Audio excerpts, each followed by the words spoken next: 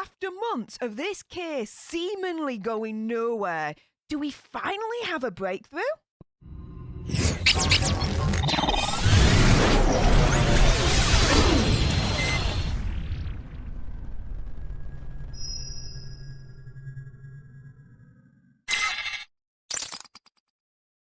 Hey up everyone, it's me, Stef The Alter Nerd, your nerdy alternative, and welcome to another dose of the Daily Nerd, where I break down today's crime story that's pretty much caught me eye. And yes, after months and months and months of it seeming like it was going nowhere, there may be now a possible breakthrough in the double Moab murder case. Yes, a possible suspect may actually have been identified. What the deuce is going on? Well, I'm going to break it down for you in a moment. Before I do so, though, if you haven't done so already, that shiny red subscribe button just beneath me, do me a favour, will you? Smash the hell out of it. Like, share, comment, all of that good stuff, because if you like daily crime stories, I'm totally your destination for that. And with that being said, let's jump into it, shall we? So, this is in regards to the really horrific murders of Crystal Turner and Kylen Schulte.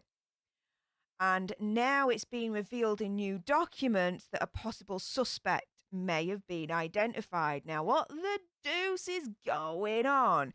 Now, we know that, unfortunately, as it happened, at the time, they were found on the 18th of August at a campsite outside Moab, where someone cruelly took their lives.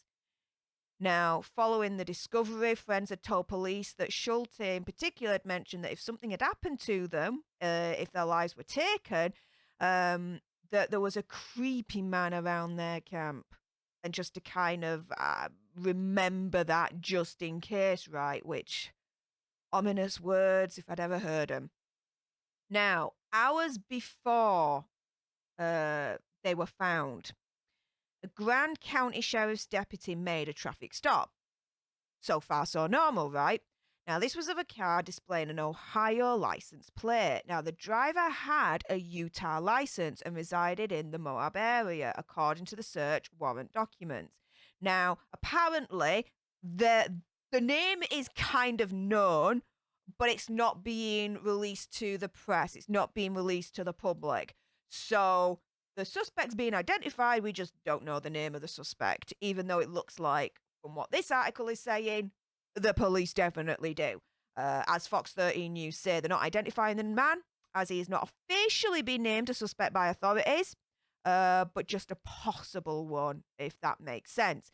Now, the deputy that did the traffic stop said that the man was so unnerving that the veteran law enforcement officer decided not to write the speeding ticket, as he didn't want to take the eyes off the man. The warrant said the deputy felt the man acted oddly for being pulled over for speeding, almost a combination of euphoria and that he'd had actually been caught doing something wrong. People told the law enforcement that the man had routinely slept in his car and that one person had asked him to leave her place of business as he makes unwanted advances towards women and makes them feel uneasy. Oh, dude. Oh, my goodness. That is like chills up and down my spine. Because Kristen Turner and Kylen Schulte literally turned around in that text and said, there's a dodgy dude next to us. If something happens, remember there's this dodgy dude near us. Like, totally making them uncomfortable to high hell. Do you know what I mean? And you've got this person here asking him to leave her place of business because he was making her feel proper uncomfortable. He were being proper dodgy to her. So this potentially could be, guys, the same person that, Crystal Turner and Kylen Schulte were warning their friends about before their lives were taken. This is nuts, right? Now, when questioned by officials on the 18th of August, the man reportedly made vague references when asked direct questions and started vacantly at the person talking to him and answering non-committal ways. The man admitted to having seen Schulte at the Moonflower Market where he had been hired just days earlier and rambled when asked about his interactions with her. Now, the Moonflower Market is basically where Kylen Schulte worked. That's where she was at the time, right? And he was there at the same time. Oh, dude is looking proper sus to me. I'll tell you that right now. Now, also as well, when you think about it, asking direct questions, but he proper like skirts around it. Like when you ask like a politician a question, right? But they don't answer it direct. They kind of skirt around it and give like a non-answer that makes it feel like it's an answer, but it ain't. Do you know what I mean? Proper dodgy like. Oh my goodness. Giving me those vibes right now. This dude doesn't. Oh, this dude is proper sus, guys. It really, really is. So the man was asked if all the interactions with Kylen were good. And the man stated that depending on the day the interactions had with other people could be good or bad depending on people's feelings. Again, with the whole non-committal answer, the whole politician's answer, right? Not actually answering it, he's skirting around saying, yeah, well, depending on their mood on the day, it could be good, it could be bad, but not to do with me kind of thing. Oh, dude, what the deuce? I asked how would react to being rejected or scorned. The man again rambled, but essentially stated that he would just experience it.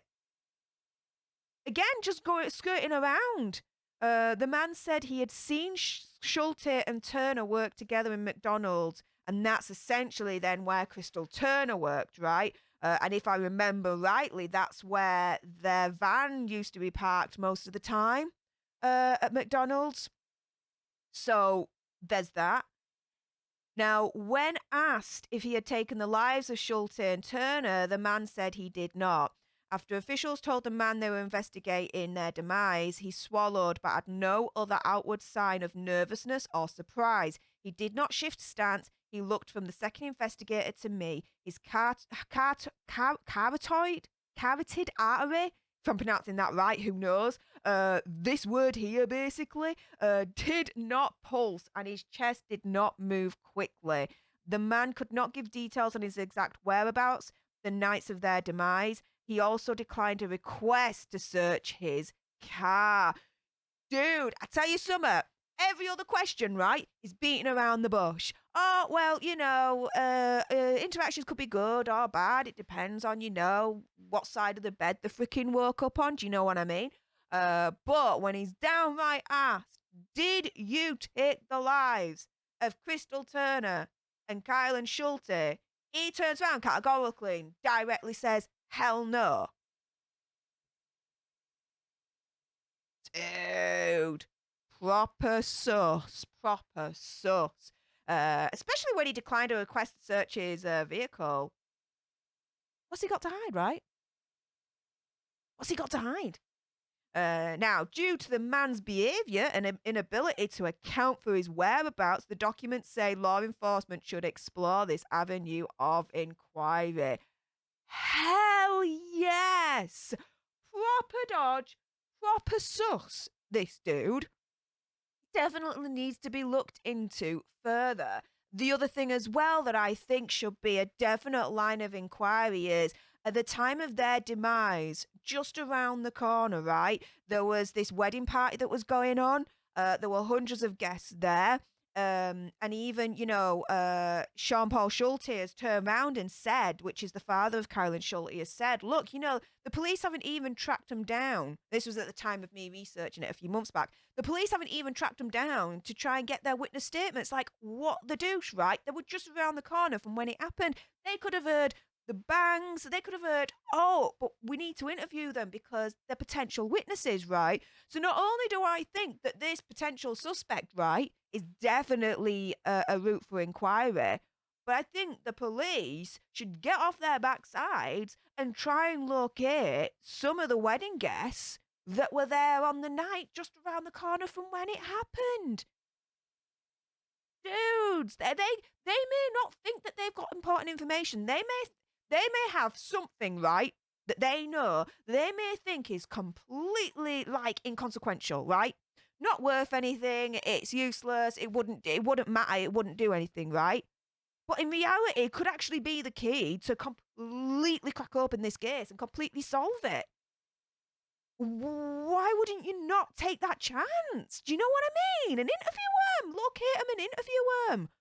My goodness. Now, the investigators have said that there has been a lot of speculation and conjecture about who may have been involved in their passing. However, they say this online conjecture could be more of a hindrance than a help. They say such information tends to be misinformed, inaccurate, and unhelpful to the criminal investigation, if not dangerous, the statement reads. However, Schulte's father, Jean-Paul Schulte, says he doesn't see how some of these online conversations would get in the way of the investigators. He says they're trying to drum up any memories or thoughts people may have about what led to the double demise. Schulte said, "We're trying to take in clues, so I don't want to close down my remembering Kylen and Crystal page." Hell freaking no. No, no, no, don't take it down. Hell no, he shouldn't have to. And at the end of the day, right, the police there, sniffing their nose up to the online community saying, "You're more of a hindrance, freaking back off, shut up, we'll do our job." Okay, fine. To a certain extent, right, they're the professionals, they're doing a job. Okay, completely respect that, right? However, yeah, when you think, right, back to when all this happened, at the same time, you had Gabby Petito and Brian Laundrie. Who found the van, which then kicked off a catalyst to then eventually finding Gabby Petito? Oh, do we remember? Oh, wasn't it Red, White, and Bethune? An online channel? Online sleuths? Oh, yeah, it was, wasn't it? So the police, I understand where they're coming from, but they shouldn't devalue the online community altogether, right? Do you know what I mean?